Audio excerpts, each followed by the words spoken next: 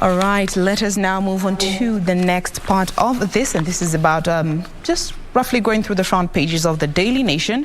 We start with this particular story in regards to the alarm of 800,000 vaccines that went to waste, and this has largely been attributed to the low uptake of the vaccine by people here in Kenya due to hesitancy, of course, based on the rumors that were circulating a while back that were based on misinformation, as well as the drop in the number of infections. Those are the two main reasons that CAS Health, Dr. Masi Mwangangi, did say in regards to the low uptake of the vaccine. And she did warn that in the next 3 weeks, if Kenyans do not show up to get vaccinated, another 1.8 million doses of the COVID-19 vaccine will expire. Now, this first batch that expired were donated to Kenya by the COVAX facility in January, and they only had a 2-month shelf life. And the second batch that was received in the country in December, that was the Johnson & Johnson batch, it has a 3-month shelf life, and it will be expiring on the 14th of April, and it is an estimated 1.8 million doses. So should this particular trend of, Kenyans not really turning up to receive the vaccines, another 1.8 million or more could go bad. Now, the next story concerns Sauti Sol, and of course, being Entertainment Thursday, this is refreshing for it to be on the front page.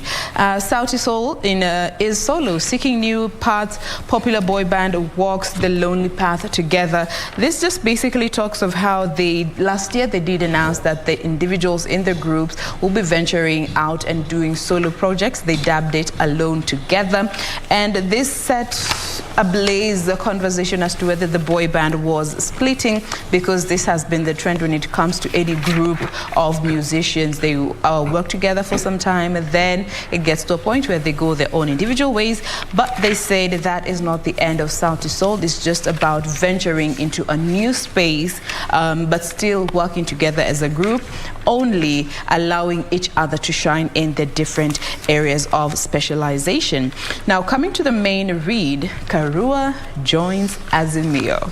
After months of wooing, she finally joins Raila. A series of negotiations with Oka, Kenya Kwanza, and Azimio have finally led Martha Karua, the now Kenya leader, to the Odinga camp, but it is not clear what difference she will make in this particular coalition and what position she's going to take on.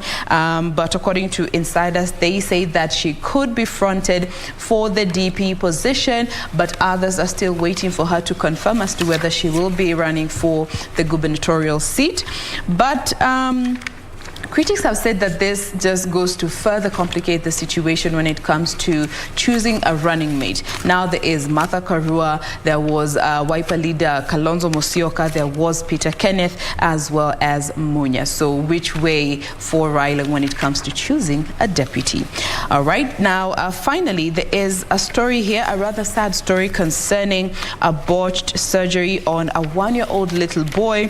And this is in regards to surgery that he underwent, but according to this particular daily, the boy went in healthy and whole, but after that 4-hour surgery, he left that particular surgery room unable to see, unable to eat, unable to speak, and paralyzed. All right, I'll be giving you details to this story in just a bit. Victor. All right. Before I get to the headlines, what's here actually on the front page of the Star newspaper. Now, that story about Martha Karua joining Azimio, the issue of, actually even Regina touched about it, how it's going to complicate the choice of a running mate. Now, that is one secret card that all political parties and actually the top presidential aspirants are keeping under the table, because Martha Karua joining Azimio, in my opinion, does not complicate the race, because she just joined yesterday, all right? And the process of picking a presidential aspirant, or so to speak, candidate, running mate rather, is a tedious one. Okay, On the front page of the Star, ODM, Jubilee to get 1 billion shillings party's cash, UDA to miss out on the windfall as the party is yet to be recognized in Parliament. That is what's on the front page here of the Star newspaper. And on the again on the front page, Obado's aide generated false medical forms. A clinical officer yesterday confessed that he filed in medical documents showing one of the accused persons in Sharon's murder case displayed features of strangulation without examining him. And he said that he generated that report on his computer and therefore not registered in hospital. That's what's there on the Star. Very quickly, ODM Jubilee to get 1 billion shillings cash money.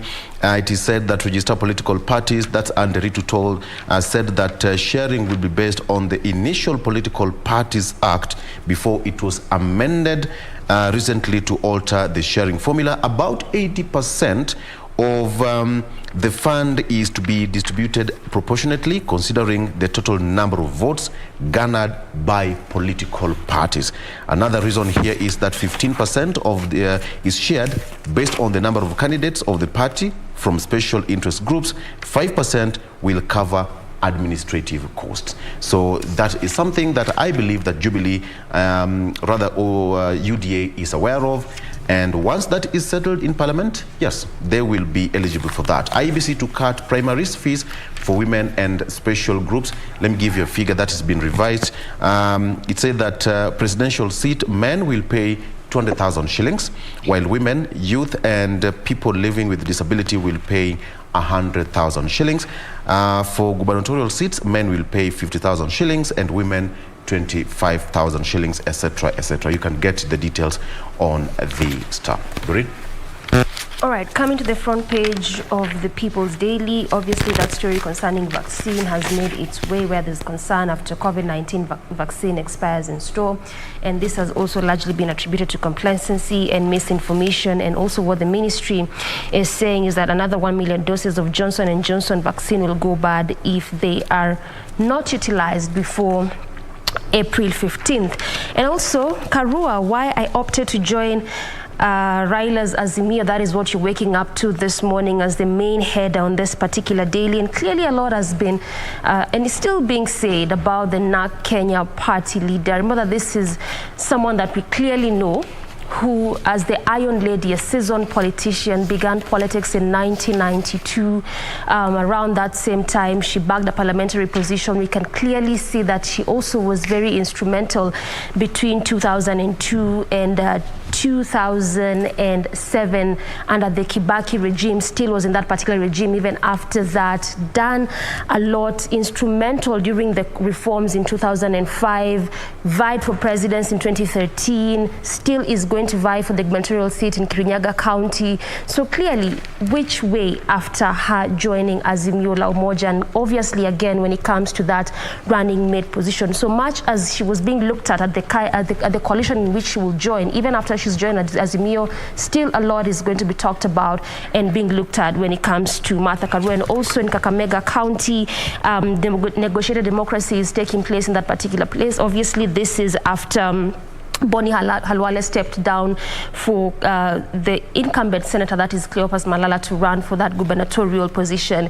in that particular county. And that is how the People's Daily is looking like this morning. Regina. Thank you very much, Doreen. Now, before we take our fast breather, I have a copy of The Standard, and it's all about Martha's politics, looking at that particular move that Martha Karua made yesterday there and endorsing the former premier for the top seat come August 9th is really changing the political matrix. So this finds itself on the front page of this particular daily, as well as that story about, you know, the life sentence for the Cuban driver for abating that kidnapping.